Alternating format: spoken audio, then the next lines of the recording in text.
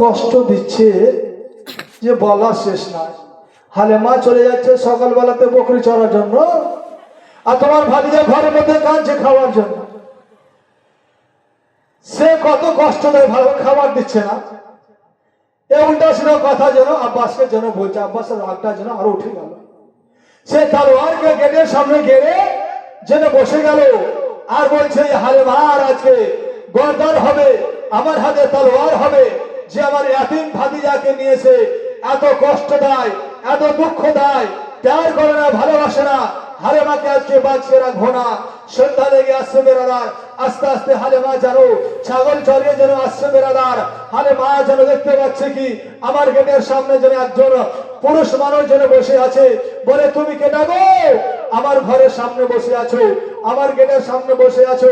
বলে, আমার ঠিকানা পড়ে নাও, তোমার ঘরে দরজা কেন বন্ধ? আর তুমি সকাল বেলাতে যাও আর সন্ধ্যার সময় তুমি আসো। এর মধ্যে সে ছেলেটা কি খায়? ওটা হচ্ছে আমার ভাতিজা, আমি হচ্ছে ওনার চাচা। কি খায়? সুবহানাল্লাহ। হালেমা যেন বলছে, ভাই আব্বাস তুমি মাথাটাকে গরম করিও না, আগে কথাটা শুনো। বলে, কি কথা? বলে, শুনো, আমি খোদার কসম করে বলি আব্বাস শুনো, আমি সকাল বেলাতে দুইখানা দোলনাতে দুইটি বাটাকে শুয়ে বাড়ি থেকে ঘর থেকে বের হই, তবে ঝুল্লুখানা আমি হিলিয়ে বের হই। সন্ধ্যার সময় যখন আমি বাড়ি আসি, সেই ঝুল্লুখানা যেন এ মতন হিলতেই থাকে। বলুন সুবহানাল্লাহ। ঝুল্লু হিলাবো, লোকের পরিচয় পড়ে না। এই শুনো আব্বাস, ঝুল্লুখানা যেন এ মতন সারা দিন ধরে হিলতে থাকে, ঝুলতে থাকে। বিশ্বাস যদি না হয় তবে দেখো সুবহানাল্লাহ। বেরাদান ইসলাম হযরত হালেমা যেন বলে, আমি যেন ঘরের মধ্যে যেন গেটে আমার তালা লাগানো ছিল, আঁচল থেকে মতন করে চাবিটাকে নিয়ে আমি যেন ঘরটা খুললাম। সুবহানাল্লাহ। হালেমা যেন বলে, আব্বাস রে যা যা ঘরের মধ্যে বাড়ির মধ্যে প্রবেশ।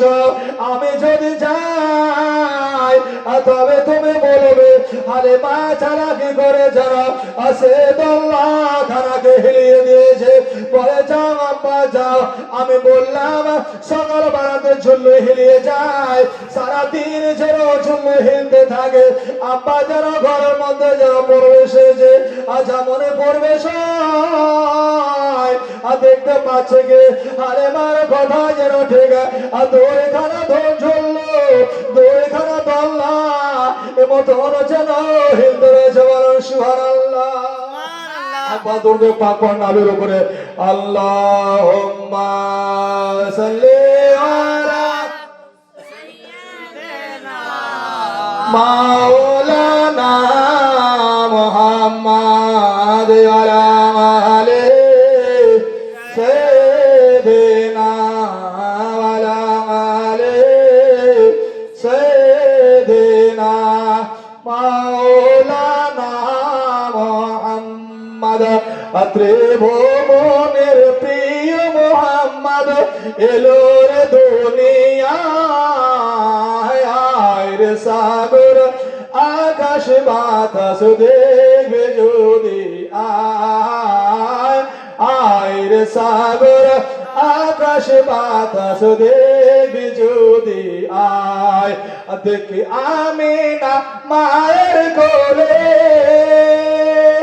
দেখি আমিনা মায়ের কোলে দোলে শেষে ইসলাম দোলে। দেখি আমিনা মায়ের কোলে দোলে শেষে ইসলাম দোলে। কচি মুখে শাহাদাতে বানে যেসো না। আয় রে সাগর আকাশ বাতাস দেখবি যদি, আয় আয় রে সাগর আকাশ বাতাস দেখবি যদি, আয় দোলে ধারা বেহেশতে আজ, দোলে ধারা বেহেশতে আজ জয় করিয়া দিল রে লাজ। আজকে খুশির ঝড় নেমেছে ধূসর সাহারা। সাগর আকাশ বাতাস দেখবি যদি আয় রে সাগর আকাশ বাতাস দেখবি যদি আয় আমি খিল দরদ পড়েলে না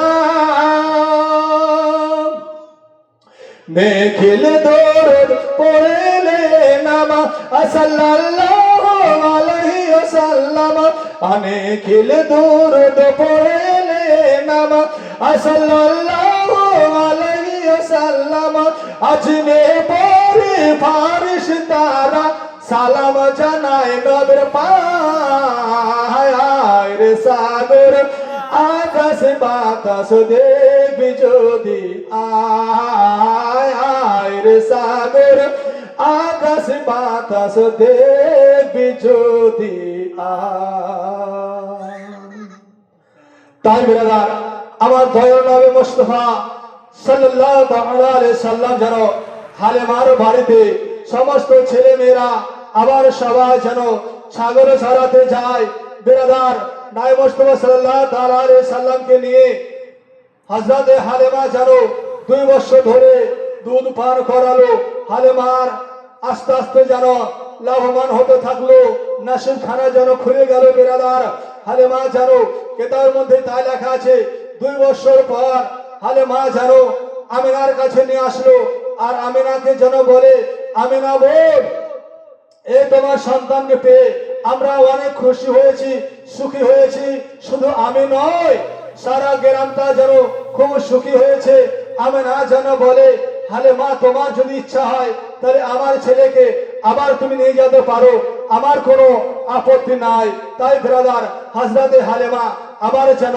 দয়ার নবী মুস্তাফা সাল্লাল্লাহু তাআলা আলাইহি সাল্লামকে হযরতে হালেমা যেন আবার নিজের বাড়ি নিয়ে যায় তাই ব্রাদার গো হালেমার বেটারা গ্রামের ছেলে মেয়েরা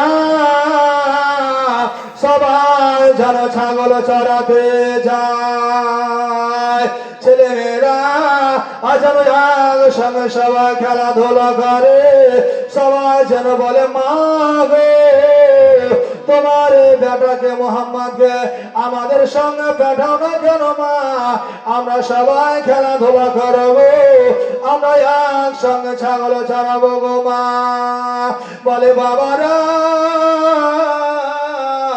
ও সোনারা শোনো রে আমার বেটাকে তোমাদের সঙ্গে পাঠানো হবে না তোমরা যাও তোমরা খেলাধুলা করো তোমরা ছাগল চড়াতে যাও আমি পাঠাতে পারবো না আমার দয়ার নবী রাহমাতুল আলামিন যেন বলে মা ভাইরা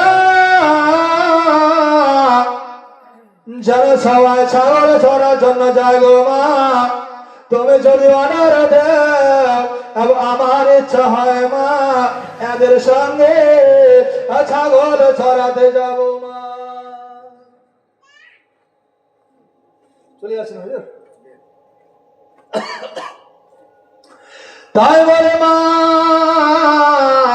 আমার ইচ্ছা হয় কি আমি ছাগল চড়াতে যাব গো মা আমার দয়ার নবী যেন বারবার বলার পর হালেমা যেন ওরা দিল যাও বাবা যাও ওই সমস্ত ছেলে মেয়েদের সঙ্গে তুমি ছাগল চড়াতে যাও সবাই আনন্দ হয়ে গেল তাই বেরাদার সবাই খুশি হয়ে যেন সন্দেহ করে কবি লেগে জেগে বলে তোমার মুস্তাফাকে দেহ না মাগ সঙ্গে নিয়ে যায় তোমার মুস্তাফাকে দেহ না মাগ সঙ্গে নিয়ে যায় খেতে দেব মা খেজুর মেধে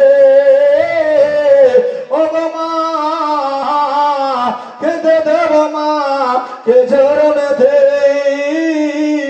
খেদা যদি পায় তোমার দুধ পাতের ঠগমা দেব পিপাসায় হাজির রব মা हमेशा दार खिदमा के सबाय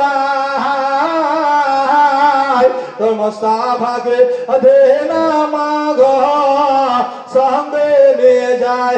বলে যা বাবারা যাও, তোমাদের সঙ্গে আমার বেটাকে পাঠিয়ে দিলাম, যা।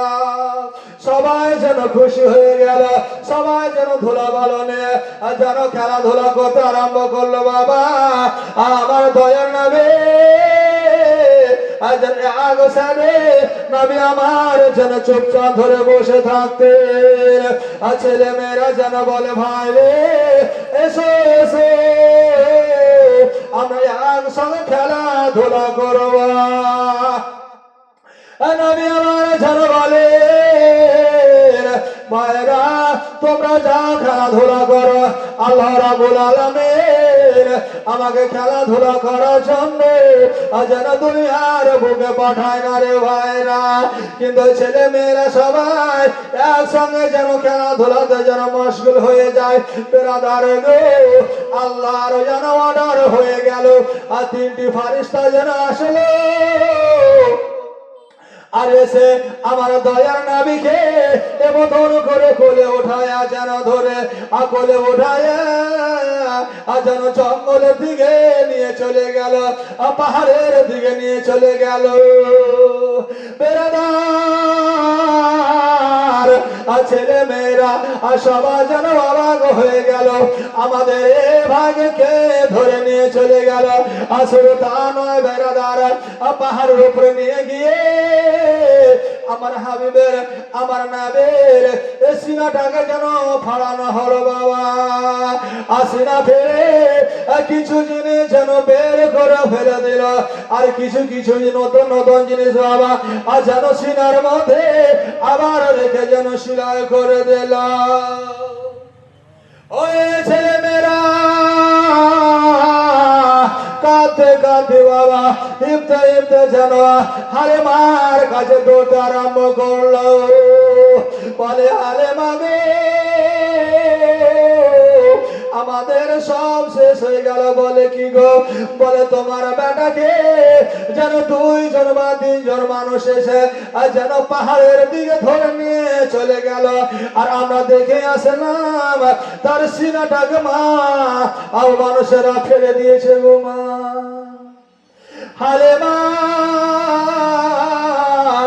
যেন জর্জরিত হয়ে গেল, আল্লাহ কি করলাম, কেন আমি না বেটাকে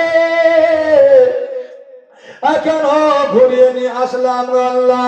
আরে মা দৌড়তে আরম্ভ করেছে, হারি দৌড়তে আরম্ভ করেছে। হারি যেন বলে আমি বলেছিলাম এই সন্তানকে আর রাখা যাবে না, কি থেকে কি হয়ে যাবে। বেরাদার হালেমা গিয়ে পৌঁছিল নবী আমার রাস্তার ধারে, এমন উদাস উদাস অবস্থায় অসহায় অবস্থায় নবী আমার জন্য বসে আছে। বেটা রে কি হলো রে সোনা?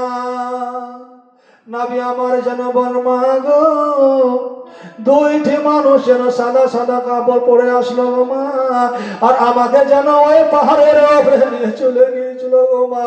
আর যাওয়ার পর যেন আমার সিনাটাকে যেন ফেলে দিয়েছে গো মা, আর যেন কিছু কিছু জিনিস যেন বাইরে ফেললা, আবার নতুন নতুন কিছু জিনিস যেন সিনার মধ্যে রেখে দিল গো মা।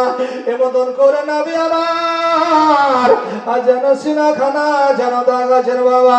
আরে মা যেন বলে সিনাখানা যেন ফেলেছে, যেন সিনা ফাড়ার দাগখানা যেন আমি দেখে অবাক হয়ে গেলাম।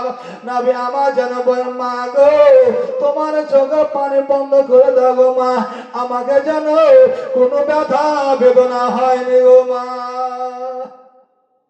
সিনাখানা কভার করে ফাড়া হয়েছে বেরাদার।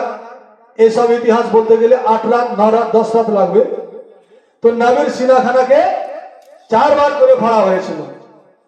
এই ছোটবেলায় হালেমার বাড়িতে ফাড়া হয়েছিল এই কারণে, এই যে আমাদের ছেলে মেয়েরা যখন আস্তে আস্তে বড় হলো, হাঁটতে শিখলো, একটু হু হু করতে শিখলো, তখন এদের কি অভ্যাস হলো একটা খেলাধুলা, তারা খেলাধুলা বেশি পছন্দ করে। তো আল্লাহ রাব্বুল আলামিন যেন বলে আমার নবীকে আমি খেলাধুলা করার জন্য দুনিয়ার বুকে প্রেরণ করিনি। তাই যে একটা নিশা যে খেলতে যাব, দিলের মধ্যে একটা আছে খেলতে যাব, তো নবী মুহাম্মদ সাল্লাল্লাহু আলাইহি সাল্লামের সিনা থেকে এই জিনিসটাকে বের করে ফেলে দিয়েছে, এই কারণে যেন নবী আমার খেলা দিকে যেন মগ্ন না হয়। বলুন সুবহানাল্লাহ। তাই বেরাদার হারিস এবার বলছে কি, হালেমা এই ছেলেকে আর রাখা যাবে না, বলা যায় না কি থেকে কি হবে, আজকে সিনা ফেলে দিল কালকে কি হবে, তখন আমরা কি জবাব দেব? আব্দুল মুত্তালিব একটা মান্যগণ্য মানুষ, কাবা শরীফের মোতাওয়াল্লি সেক্রেটারি, তাকে আমরা কি জবাব দেব? কিন্তু আমেনা আগে বলেছে আমার ছেলের উপরে কোনো অশাসা, কোনো ধোঁকা, কোনো শয়তানি চক্কর মকর আসতে পারে না। হালেমা তুমি নিয়ে যাও। এবার হারিস যেন বলছে, হালেমা এই ছেলেকে আর রাখা যাবে না, অনেক লাভবান হলাম, অনেক আমরা যেন আমাদের টাকা পয়সা হয়ে যায়, যাও এই ছেলেটাকে আমিনার কাছে পৌঁছে দিয়ে সবার। হালেমা আজার আরব থেকে বাবা আজার চলতে আরম্ভ করে দেয়, ওই আমিনার বাড়ির দিকে জঙ্গলি রাস্তা বেরোদার, অটো চলে না, অটো চলে না, হেঁটে হেঁটে যেন আসতে হয়। হালেমা আর যখন গভীর জঙ্গলে এসে পৌঁছেছে, যেন পেটটা একটু যেন কেমন কেমন করে উঠল। হালেমা যেন বলছে, বাবা তুমি এটা পাথরের উপরে বসো তো, আমি একটু ঘুরে আসছি। কিতাবে লেখা আছে কাজায় হাজার, অত পেশাব পাখার কোনো প্রয়োজন পড়েছে, তো হালেমা যেন বলছে কিন্তু তুমি একটু বসো, আমি একটু ওই জায়গা থেকে ঘুরে আসছি। সুবহানাল্লাহ। সে নাবিকে বসে হালেমা যেন সেদিকে গেল। তো পেশাব পাখানা করতে কত সময় লাগে, আবার যেন সেখান থেকে যদি আসছে, তো যে পাথরের উপরে আমার হাবিবকে আমার নাবিকে যেন বসে রেখেছিল, সেই জায়গাতে আমার নাবি আর বসে নাই। এই গভীর জঙ্গলে কাকে গিয়ে জিজ্ঞাসা করব, এই ছেলে কোথায় গেল, কে নিয়ে গেল? আরে মা আজান জঙ্গলের মধ্যে আজান ছোটা ছুটে করে, দৌড়া দৌড়ে করে, আমার ছেলে কোথায় গেল, তাকে গিয়ে জিজ্ঞাসা করব, কে আমার সন্তানকে নিয়ে গেল। চলাফেরা করতে করতে, ততরস করতে করতে বেরাদার একটা সাধুর সঙ্গে দেখা হয়ে গেল। একটা সাধু যেন রাস্তা দিয়ে চলে আসছে। হালেমা যেন খুব পেরেশান, বলছে আগো তুমি একটা মেয়ে মানুষ, কেন তুমি এত পেরেশানি অবস্থায় দেখা যায়, তুমি খুব চিন্তা ভাবনা করতে রয়েছে। বলে বাবা এই মতন ঘটনা ঘটে গেল, আমার ছেলে যে কোথায় গেল আমি যেন খুঁজে যেন পাচ্ছি না, ঢুঁড়ে যেন পাচ্ছি না।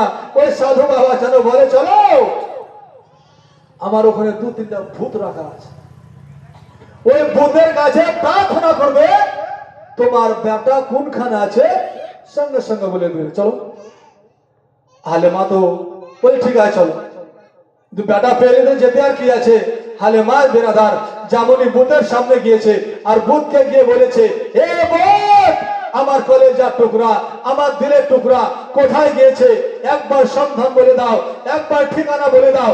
যেমনই আমার নবীর নাম খানা ওই বুথের সামনে হযরতে হালেমা নাম ধরে যেমনই বলেছে বেরাদার, সে বুথগুলো যেন থরথর করে কাঁপতে কাঁপতে ভেঙে ভেঙে যেন চুর হয়ে গেল। বলুন সুবহানাল্লাহ। ভেঙে চুর হয়ে গেল। সাধু বাবা যেন বলে, হালেমা তুমি কি করলে গো, কার নাম বললে, আমার বুথগুলো ভেঙে ভেঙে সব চুর চুর হয়ে গেল। বেরাদারুন ইসলাম। আবার হালেমা সেখান থেকে যেন চলে আসলো, বলে বাবা গো, ও সাধু বাবা আমি তো কিছু বলিনি বাবা, হাত লাগানে পা লাগানে পাথর মারে ইট মারেনে, তোমার বুথগুলো ভেঙে গেল কি করে, আমি আর কি বলবো বাবা। সাধু বাবার কাছ থেকে হালেমা জানো আবার ঘুরে চলে আসলো যেই জায়গাতে নবীকে আমার হালেমা পাথরের উপরে বসে রেখেছিল বাবা, আবার সেই জায়গা দেখতে পাই নবী আমার জানো ওই পাথরের উপরে যেন বসে আছে। বলুন সুবহানাল্লাহ। দয়ার নবী গো